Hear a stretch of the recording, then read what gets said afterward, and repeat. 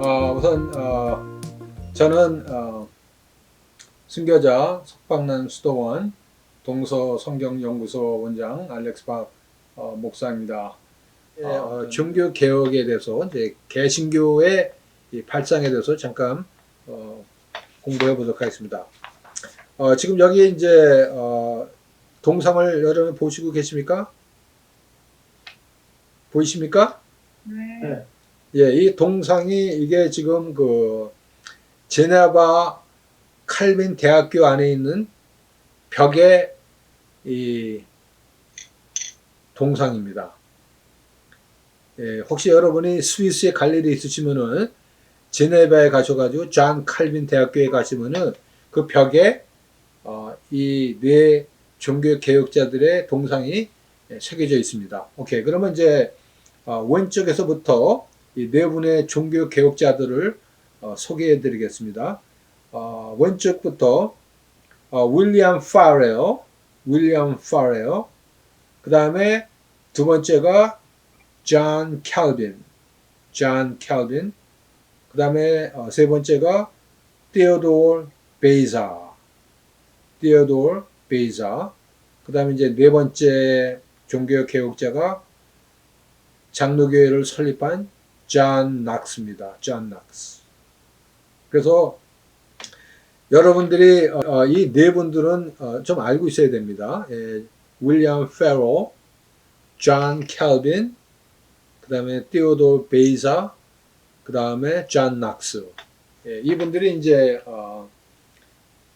종교 개혁자의 이제 오케이, 그러면 이제 종교 개혁은 왜 일어났고 왜 우리가 개신교인이 되는가? 이제 영어로는 이제 Reformed Tradition이라고 얘기하고 있고 종교 개혁의 전통을 얘기합니다. 개혁의 전통은 중세 시대에 시작합니다. 그러니까 한 14세기부터 시작을 하고 있습니다. 14세기부터 한 200, 300년이 지난 후에 종교 개혁이 생겨나요. 그러니까 하나님께서는 한 200년 동안 종교 개혁을 준비시키십니다. 16세기 유럽의 종교개혁에서 발생한 사건입니다. 종교개혁이요. 오케이, 그러면 이제 그 종교개혁을 얘기할 때 대표적인 인물이 마틴 루터. 다 들어보셨죠?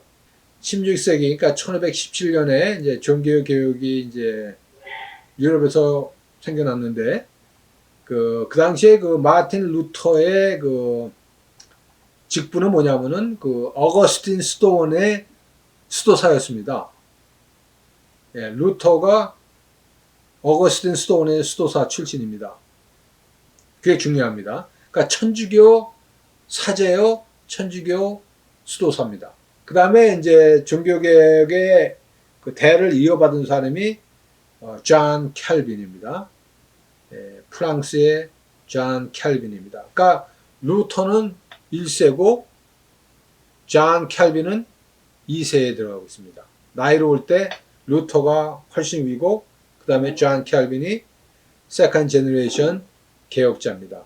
그 다음에 이제 칼빈의 이제 신학을 우리가 볼 때는 우리가 칼빈 신학, 칼빈 전통 얘기할 때 그 칼빈의 신학은 그 교부 어거스틴의 신학과 일치하고 있고 그 다음에 나중에는 그것이 이제 대륙을 넘어가서 영국으로 가고 영국의 청교들의 영향을 줍니다. 그 다음에 이제 우리가 개혁주의 얘기할 때 개혁주의의 그 고백서들이 있어요.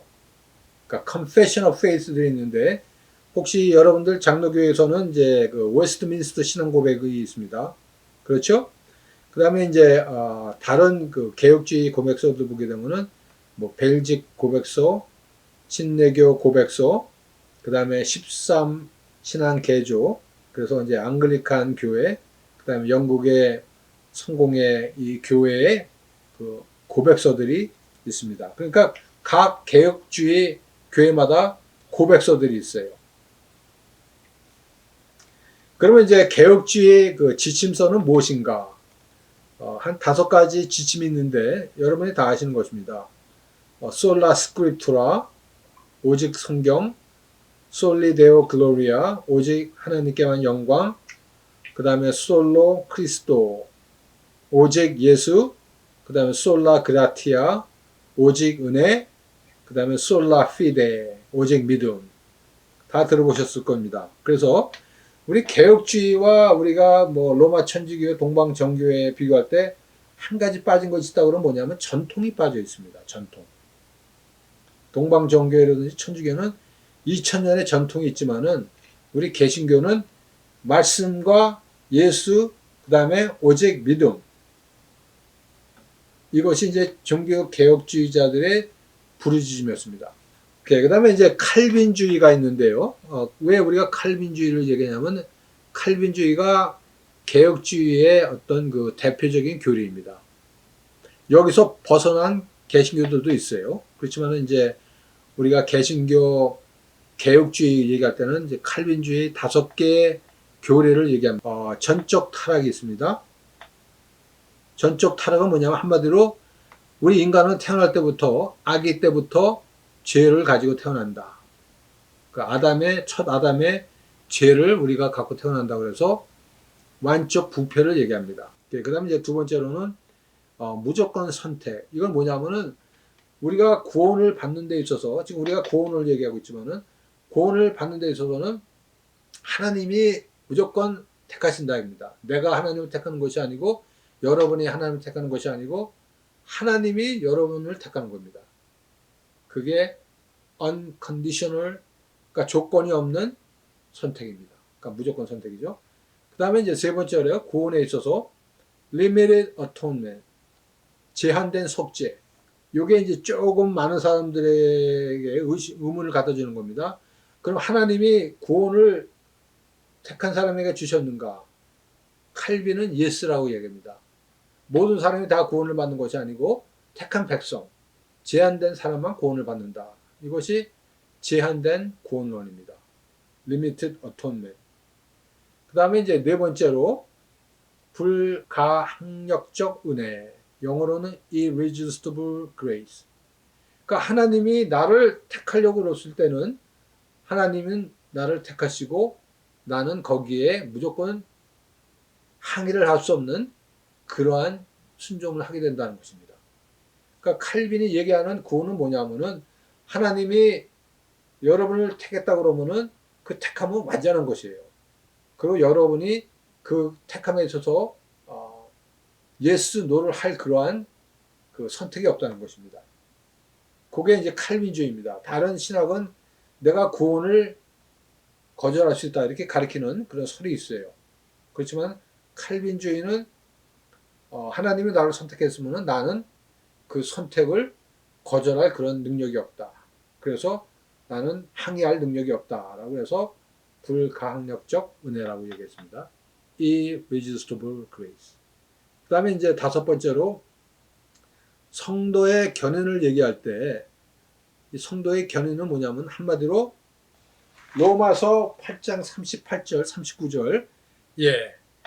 그러니까 천지 뭐 만물 모든 그런 그 관계에서 택한 백성과 하나님 예수님의 사랑에서 끊을 사람이 없다고 되어 있습니다. 이게 한번 구원받은 자들은 하나님이 끝까지 그 구원을 책임져 주시고 수여해 주신다는 겁니다. 그래서 저와 여러분이 하나님의 백성이라고 믿으면은 우리가 죽을 때까지 영원히 우리가 그리스도 안에서 끊어질 수가 없다는 것입니다. 그게 칼빈이 얘기하는 perseverance of the saint를 얘기하고 있습니다. 그래서 이 칼빈주의 5대 교리를 이제 우리 개혁주의에서는 가르치고 있고 우리가 믿고 있습니다. 근데 이것을 안 믿는 사람도 있고 또 여기서 4가지만 믿는 사람도 있어요. 그렇지만은 우리 이제 전통 칼빈주의 신학에서 얘기할 때는 이 5가지를 다 고백을 하고 있습니다. 그래서 이제 이 5가지 이 교리를 튤립이라고 불러요. 튤립. TULIP.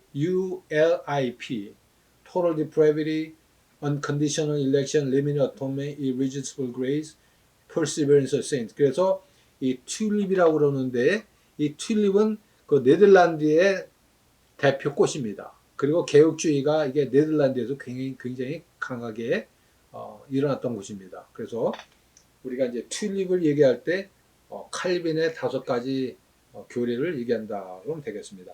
오케이. 그래서 이제 개혁주의 전통의 구원론은 뭐냐면 예정론을 우리가 믿죠. 예정론이 무엇인가? 태초에 여러분과 내가 태어나기 전에 하나님께서 여러분을 미리 택하시고 구원해 주셨다는 것을 얘기해 주고 있습니다. 성경에 대해서는 성경은 뭐 동방정교회나 개신교나 로마 천주교에 다 영감으로 된 것을 믿고 하나님의 말씀이라고 믿고 있습니다. 그 다음에 이제 여기 세 번째는 동방정교에서는 로마 천주교 같이 한 15외경을 그 로마 천주교 동방정교의 그 성경책에 포함이 되어 있습니다. 그러면 이 외경이 왜 생겨나고 왜 우리는 없고 왜 천주교와 동방정교에 있는가? 이거는 이제 전통에 따라서 그렇습니다. 그렇지만은 이제 교부들이든지 그 다음에 교회 가리키는 사람들은 이 외경을 공부하고 읽습니다. 왜? 이게 성경에 도움이 돼요. 그렇지만은 성경에는 들어오지 못해요. 그래서 외경이라고 얘기하고 있지만은 이 신학자들과 그 다음에 교부들은 외경을 사용했습니다. 그러나 개신교에서는 빠져 있습니다. 그래서 이제 개혁주의 성경과는 기록된 하나님의 말씀은 이제 영감된 하나님의 말씀. 다시 말해서 하나님이 직접 쓰시고 하나님이 직접 주신 말씀이다. 그래서 성경의 저자는 하나님이시다. 물론 인간이 썼지만은 저자는 하나님이시다입니다. 그 다음에 성경의 내용은 예수 그리스도의 탄생, 계시, 고난, 승천, 재림, 하나님의 나라의 섭립, 성령 충만을 통해서 이루는 하나님의 뜻이 담겨져 있다. 다시 말해서 하나님의 나라의 설립과 하나님의 나라의 존재는 저와 여러분의 몫입니다. 저와 여러분이 하나님의 나라에 동참해야 되고 하나님 나라 섭립에 우리가 동참해야 돼요.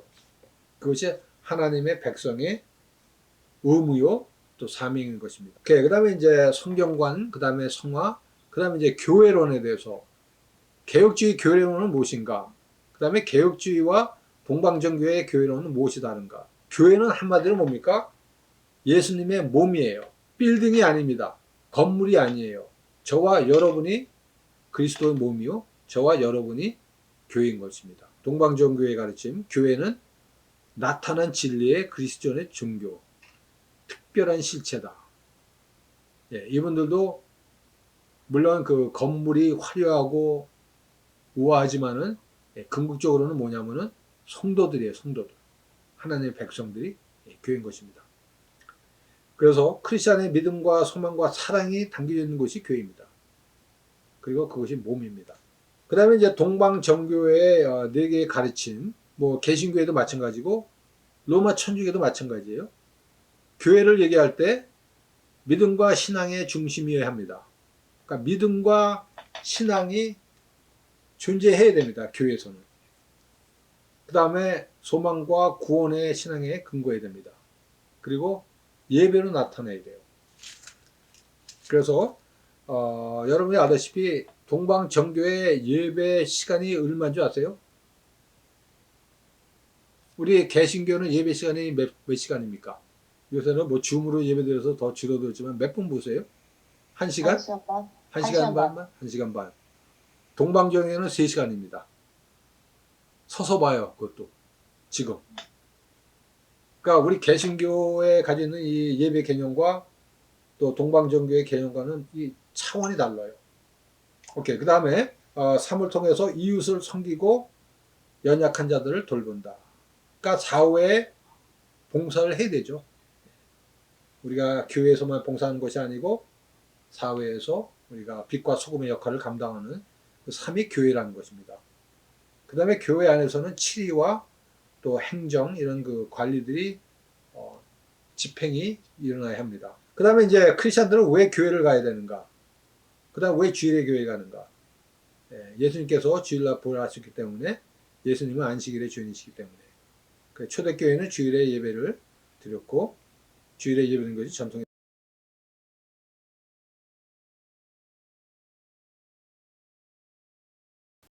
오늘날 이제 교회의 전통은 많은 이제 문화가 있고 많은 전통이 있고 또 방식이 다양합니다. 그걸 여러분 인정해야 됩니다.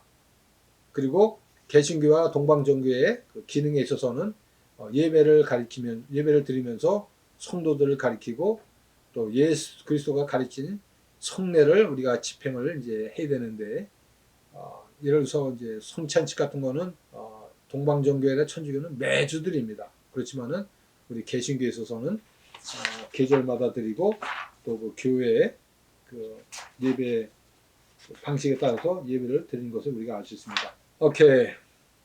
성례. 그래서 이제 마치겠는데, 교회에 대해서 세 가지 이해는 뭐냐면은, 우리는 다 그리스도 안에 속해 있는 그리스도의 몸이고, 그 다음에 교회는 많은 기능이 있고, 그 다음에 이제 봉사에 대한 인식이 있어야 합니다. 이것을 이제 우리가 이해할 때, 우리가 영성을 해도 왜 영성을 하는가? 내가 왜 크리스천이 되는가? 하나님의 나라 확장과 그 교회의 그 기능을 우리가 감당하기 위해서 영성을 하는 것이고, 그 영성은 뭐냐면 한마디로 봉사하기 위해서 우리가 영성을 하는 거예요. 그래서 이제 우리가 이제 다음 주부터는 이제 영성의 사역에 들어가는데, 오늘 제가 1시간 반을 들여서 여러분들에게 말씀드린 건 뭐냐면, 이런 기초가 있어야만 영성을 하고 바른 영성을 우리가 하는 것입니다. 그러니까 내가 왜 방언을 해야 되느냐, 내가 왜 사역을 해야 되느냐, 내가 왜 가르쳐야 되는가, 나를 위해서가 아니고 섬기기 위해서 하는 겁니다. 그러니까 내가 왜 영성을 하냐, 뭐 내가 무슨 뭐 영성의 뭐 블랙벨트가 돼야 돼, 그게 아니고 그만큼 더 섬겨야 되는 겁니다.